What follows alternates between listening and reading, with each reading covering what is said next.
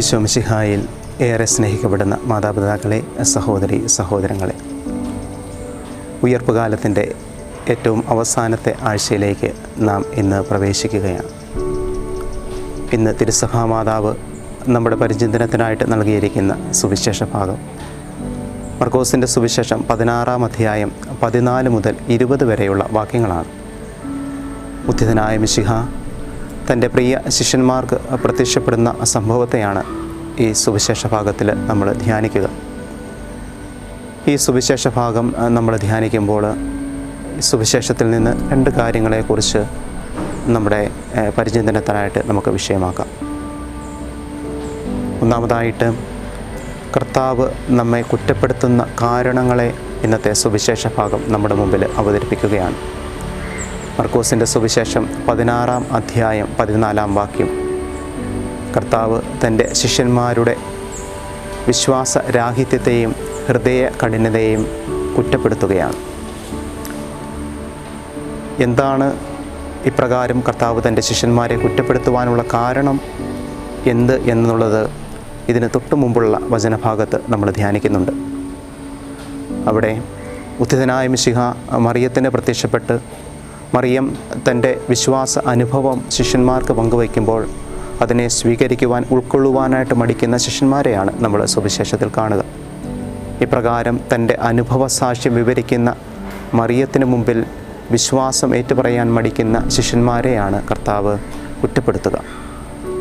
അതുകൊണ്ട് സുവിശേഷം നമ്മെ പഠിപ്പിക്കുക, കർത്താവ് നമ്മെ കുറ്റപ്പെടുത്തുന്ന കാരണങ്ങൾ അത് നമ്മുടെ വിശ്വാസക്കുറവാണ്, നമ്മുടെ ഹൃദയ കഠിനതയാണ്. അതിനാൽ ഈ സുവിശേഷ ഭാഗത്തെ നമ്മൾ ഇന്ന് ധ്യാനിക്കുമ്പോൾ ആദ്യമായിട്ട് നമ്മുടെ ജീവിതത്തിൽ കർത്താവ് നമ്മളെ കുറ്റപ്പെടുത്തുവാനുള്ള കാരണങ്ങൾ നമ്മുടെ ജീവിതത്തിലുണ്ടോ എന്ന് നമുക്ക് ആത്മാർത്ഥമായിട്ട് ചിന്തിക്കാം.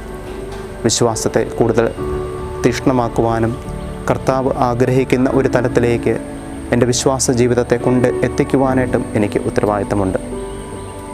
നമ്മുടെ വിശ്വാസക്കുറവും നമ്മുടെ ഹൃദയ കഠിനതയും ഒക്കെ കർത്താവിനെ നൊമ്പരപ്പെടുത്തുന്നുണ്ട്, കർത്താവിനെ വിഷമിപ്പിക്കുന്നുണ്ട് എന്നുള്ള വലിയ ബോധ്യം പ്രിയമുള്ളവരെ നമുക്കുണ്ടാകണം.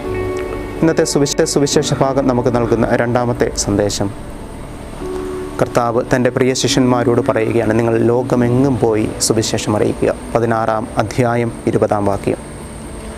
വിശ്വാസത്തെ ഏറ്റുപറയുവാനുള്ള, സുവിശേഷത്തെ കുറിച്ച് സംസാരിക്കുവാനുള്ള നമ്മുടെ ഉത്തരവാദിത്തത്തെ, ചുമതലയെ സുവിശേഷം ഓർമ്മപ്പെടുത്തുകയാണ്. കർത്താവിനെക്കുറിച്ച് സംസാരിക്കുവാനായിട്ട് വിളിക്കപ്പെട്ടവരാണ് പ്രിയമുള്ളവരെ നമ്മൾ. സുവിശേഷം പ്രഘോഷിക്കുവാനായിട്ട്, സുവിശേഷത്തെ പങ്കുവയ്ക്കുവാനായിട്ട് വിളിക്കപ്പെട്ടവരാണ് നമ്മൾ.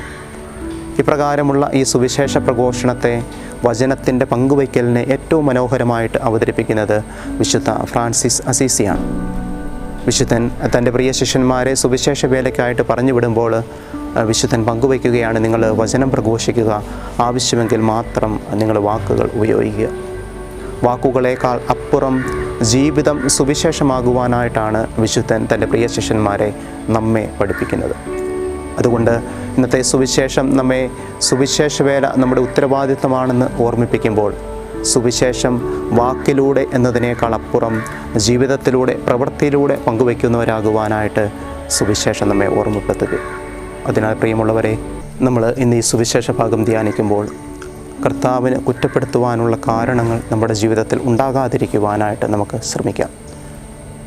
നമ്മുടെ വിശ്വാസ ജീവിതത്തെ കൂടുതൽ ആഴപ്പെടുത്തുവാനായിട്ട് നമുക്ക് ആത്മാർത്ഥമായിട്ട് പരിശ്രമിക്കാം. ഒപ്പം സുവിശേഷം നമ്മെ ഏൽപ്പിക്കുന്ന ഉത്തരവാദിത്തം, സുവിശേഷം സംസാരിക്കുക, കർത്താവിനെക്കുറിച്ച് സംസാരിക്കുക എന്നുള്ളത് എൻ്റെ ജീവിതത്തിൻ്റെയും ഉത്തരവാദിത്തമാണെന്ന് മനസ്സിലാക്കുവാനും, വചനം വാക്കിലൂടെ എന്നതിനേക്കാൾ അപ്പുറം പ്രവൃത്തിയിലൂടെ, ജീവിതത്തിലൂടെ പങ്കുവയ്ക്കുന്നവരാകുവാനായിട്ട് ആത്മാർത്ഥമായിട്ട് നമുക്ക് പരിശ്രമിക്കാം.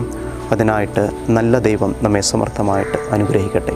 നമ്മുടെ കർത്താവ് ഈശോ മിശിഹായുടെ കൃപയും പിതാവായ ദൈവത്തിൻ്റെ സ്നേഹവും പരിശുദ്ധാത്മാവിൻ്റെ സഹവാസവും നാം എല്ലാവരോടും കൂടെ ഉണ്ടായിരിക്കട്ടെ, ഇപ്പോഴും എപ്പോഴും എന്നേക്കും. ആമേൻ.